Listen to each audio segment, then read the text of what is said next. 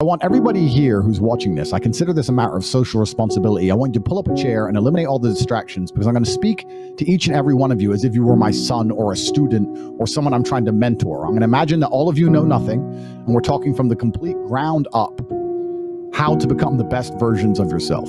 Because manhood is exceptionally hard and life is hard, but how you shape yourself will determine how hard it is for you and how miserable it will be. I've said this many times in many different iterations on different podcasts, but I want to repeat it again. As a man, there is no easy life.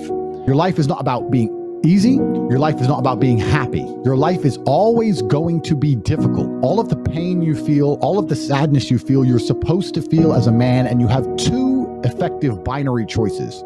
You either go through the suffering and go through the trauma and go through the hardship it takes to be a man of value, or you suffer eternity as a nobody. And being invisible, I would argue, is almost worse. You can have a very stress-free life if you work in Starbucks. You don't care about the Starbucks once you clock off.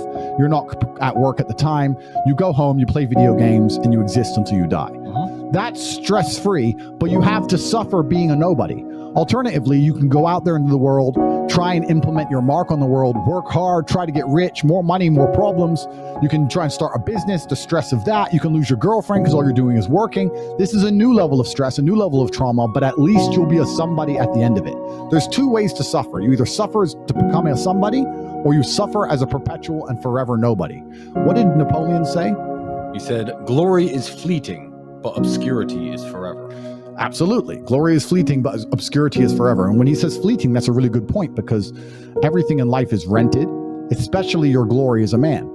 When you have a good body, it is not a good body as complete. It's not finished. You haven't completed the task. You have rented that good physical condition. You must train every day to retain it. So